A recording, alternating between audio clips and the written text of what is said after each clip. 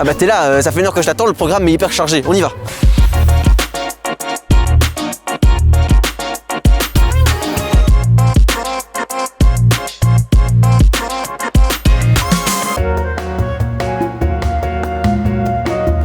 Bonjour à tous et bienvenue dans Studio PS. Alors pour la dernière émission de l'année, on vous a prévu un programme assez chargé. Dans l'émission d'aujourd'hui donc, des actions solidaires et concrètes mises en place dans les villes et villages par nos élus et aussi par nos militants. Premier sujet de cette émission, je vous propose de nous accompagner dans la visite d'un hôpital. Nous l'avons visité avec Paul Magnette, bourgmestre de Charleroi, Ludivine de Donder, ministre de la Défense et Christy Montréal, ministre de la Santé. Ensemble, ils vont nous expliquer le rôle de l'armée dans la lutte contre le coronavirus.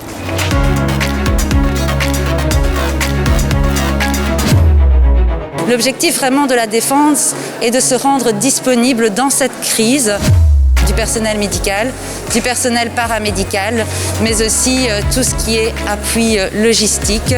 Il faut évidemment gérer la crise et mobiliser toutes les énergies pour faire en sorte qu'on puisse soigner toutes les personnes qui sont malades. Mais il faut aussi préparer demain. Revaloriser le métier d'infirmier, améliorer l'encadrement, améliorer les conditions de travail, améliorer les salaires. Si on veut qu'on ait des soignants qui restent en bonne santé, il faut aussi veiller sur eux et c'est ce à quoi on va s'occuper dans les prochaines semaines.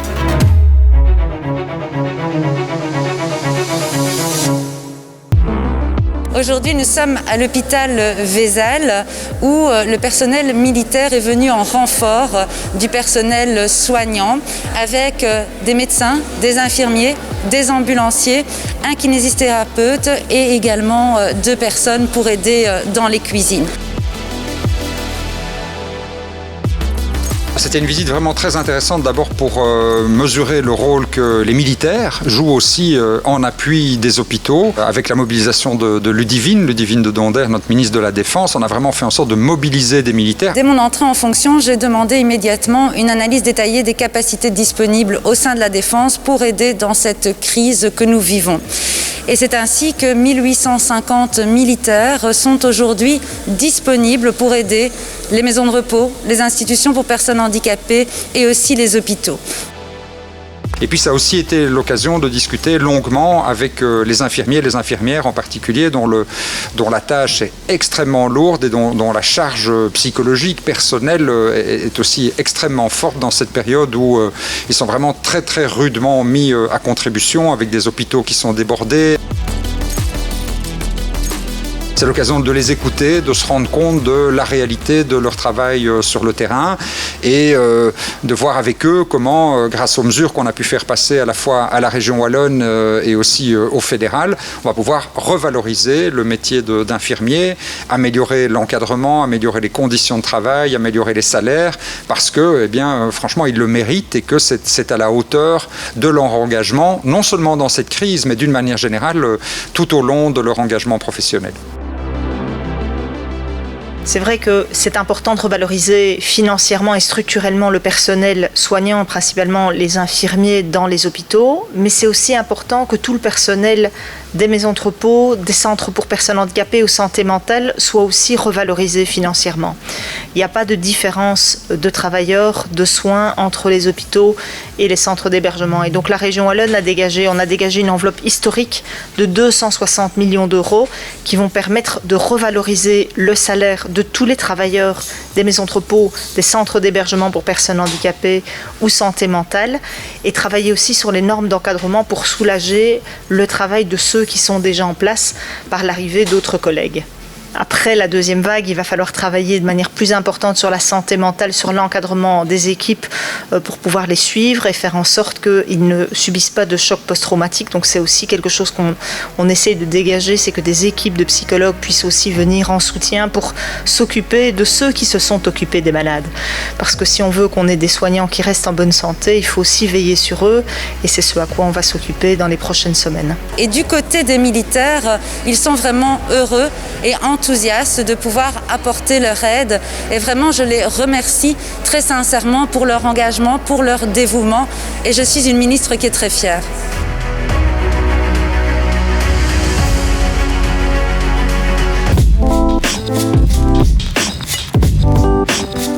Je vais essayer de trouver ma maison.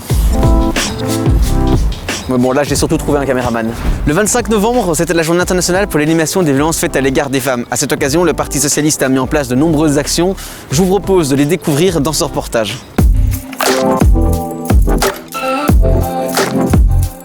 Le 25 novembre, c'était la journée internationale pour l'élimination des violences faites à l'égard des femmes. À cette occasion, nous avons rencontré Ridouane Chahid, il est chef de groupe PS ici au Parlement bruxellois et il va nous expliquer la campagne qu'il a mis en place avec son équipe.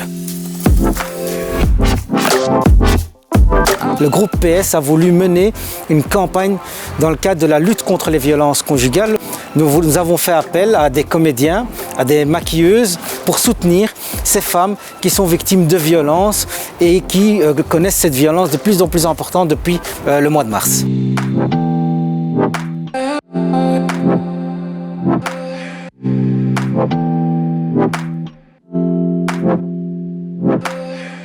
On a connu un effet assez important depuis le confinement du mois de mars et donc c'est pour ça qu'on voulait vraiment ici marquer le coup en disant aux gens n'hésitez pas à contacter les différents secteurs, les associations qui sont là pour vous aider. On ne peut pas laisser passer ce genre de situation et nous sommes là pour vous soutenir. Il y a les violences physiques, il y a les violences morales, il y a les violences psychologiques et donc c'est pour ça que nous appelons tout à chacun qui est victime de ce genre de violence, de ce type de violence, de faire appel aux associations, aux services dans les communes ou dans les zones de police pour pouvoir se signaler et pour pouvoir trouver l'aide qui est mise en place de façon à ne pouvoir laisser personne dans la difficulté. Voilà, vous l'avez vu, le groupe PS au Parlement bruxellois est prêt avec son action de sensibilisation. Au-delà de la sensibilisation, il y a les actions concrètes que nous pouvons prendre.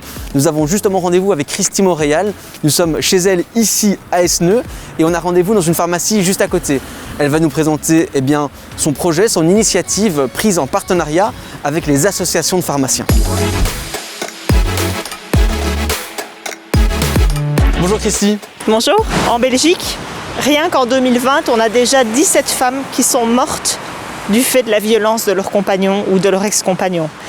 Et donc pour ne pas en arriver à des situations qui soient aussi dramatiques, plus tôt on peut intervenir, plus tôt on peut essayer de résoudre la situation. On a en Wallonie 1800 pharmacies.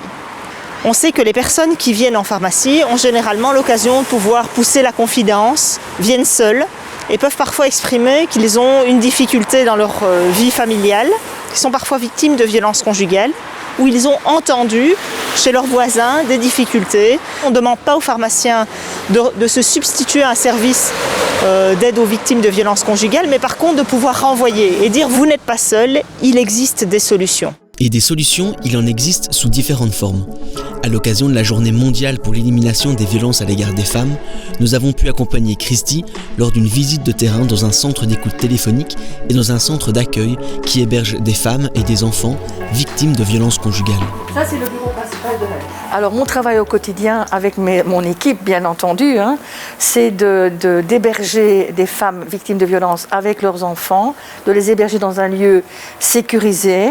Et nous avons toute une équipe alors autour des femmes qui, individuellement, va apporter les aides nécessaires à chaque femme, à chaque enfant.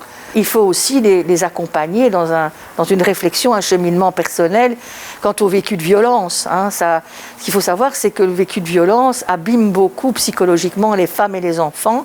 Et ça reste quand même problématique parce que... C'est sûr que rien ne vaut le terrain. Globalement, on a toujours besoin d'être nourri par le travail de base pour pouvoir agir et affiner les réponses politiques. C'est l'occasion pour moi de rencontrer les écoutantes et de voir un peu quelle est leur réalité, quelles sont les spécificités aussi pendant le confinement. Vous êtes bien à la ligne gratuite Écoute violence conjugale, bonjour. On a eu un rush d'appels énorme au premier confinement. Déjà, en temps normal, il y a des situations qui sont compliquées à résoudre, mais là, c'était encore pire. Pendant que nous étions ici, on s'est rendu compte que ça ne faisait que sonner. Et donc, effectivement, la situation est anxiogène et on se rend compte que le fait du confinement, même s'il est moins important cette fois-ci, que ça engendre quand même, malheureusement, de la violence intrafamiliale.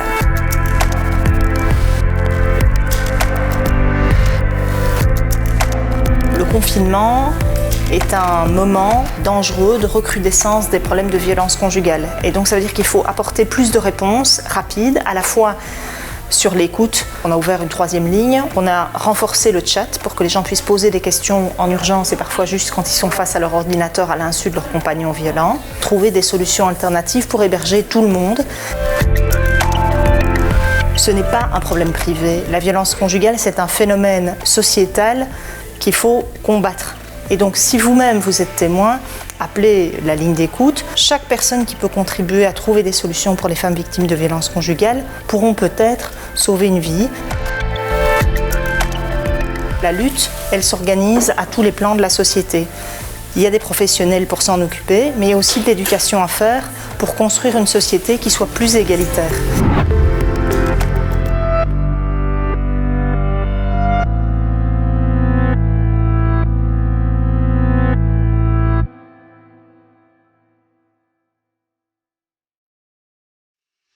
Voilà, vous l'avez vu, une série d'actions concrètes mises en place pour lutter contre les violences faites aux femmes. Et en parlant d'actions concrètes, voici celle de nos militants, organisés au sein des villes et des communes, directement mises en place pour répondre à la crise du coronavirus. Je vous propose de les découvrir tout de suite dans ce reportage.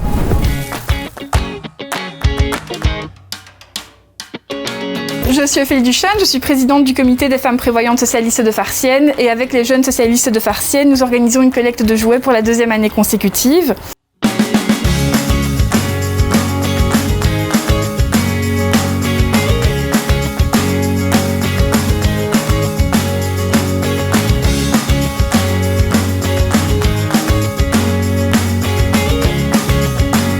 Ces jouets seront ensuite redistribués à des associations qui ont pour bénéficiaires de nombreuses familles farciennoises qui rencontrent des difficultés financières.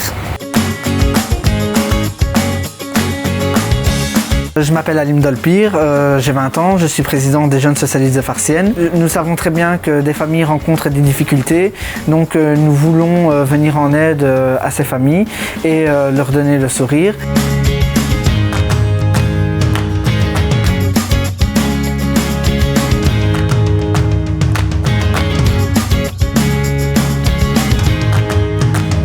Nous avons maintenu l'opération cette année. Ça nous semblait d'autant plus important, malgré le contexte sanitaire, de pouvoir offrir aux enfants des fêtes de fin d'année dignes de ce nom, puisqu'on sait que ce sont les premières victimes de la pauvreté, les premières victimes aussi de la crise que nous rencontrons.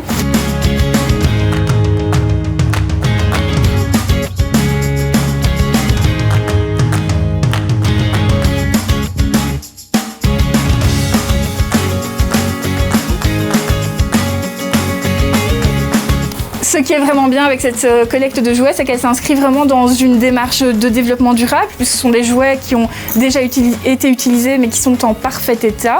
Et puis ça nous permet également de prôner nos valeurs de solidarité et de partage, puisque les enfants qui ne jouent plus avec ces jouets viennent nous les apporter pour d'autres enfants.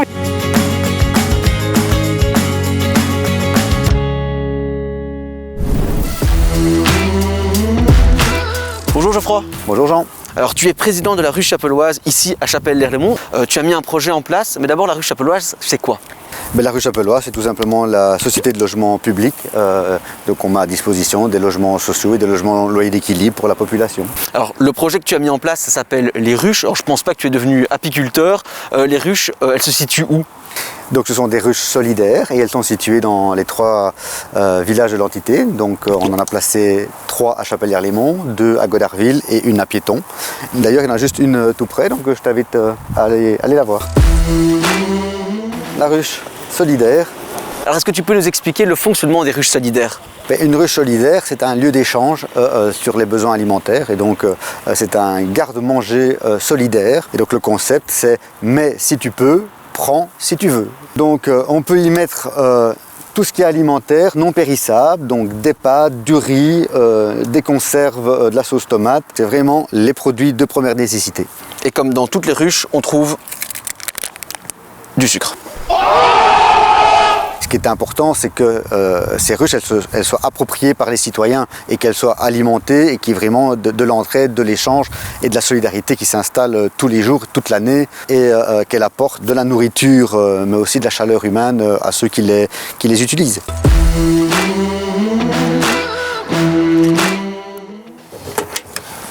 Voilà, vous l'avez vu, à Chapelle-l'Erlémont, la solidarité s'organise pour venir en aide aux citoyens. Je vous propose de vous rendre maintenant à Mons. On a rendez-vous avec Marie Meunier et les jeunes socialistes pour une soupe du jour.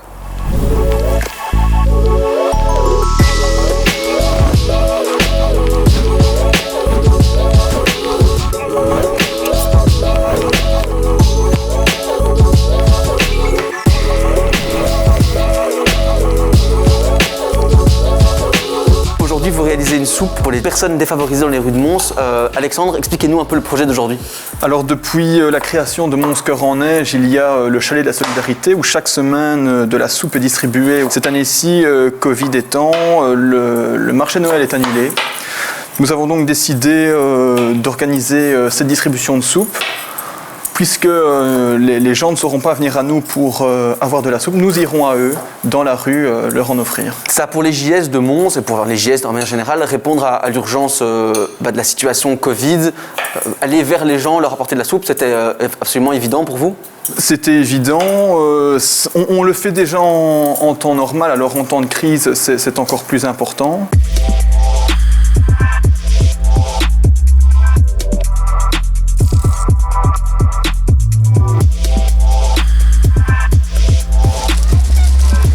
Je suis le porteur de soupe. Et il y en a combien des porteurs de soupe avec toi? Eh bien en tout on est 3. 3 porteurs de soupe pour combien de personnes à peu près? Pour une 50aine de personnes.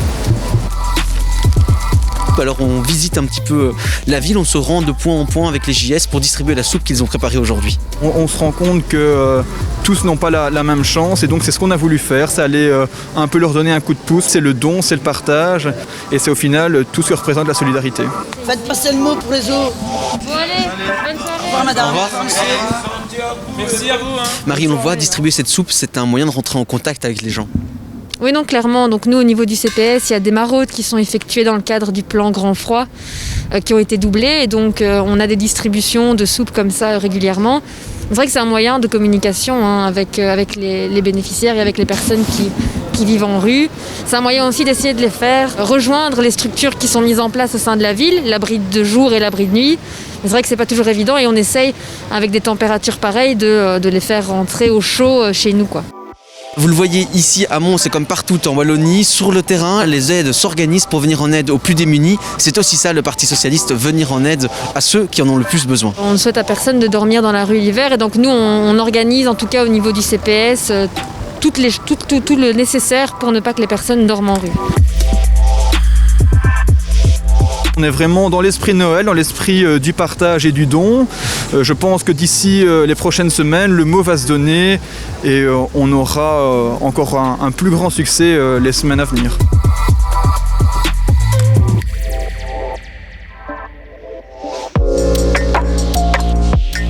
Est-ce que vous connaissez mawallonie.be? Il s'agit d'une plateforme de consultation où les gens peuvent envoyer leurs idées pour le monde d'après le Covid-19. Élodie Roupeau, le ministre-président de la Wallonie, va prendre le temps de répondre à quelques-unes des questions, des propositions qu'ils ont déjà reçues. La Wallonie construit l'après-Covid.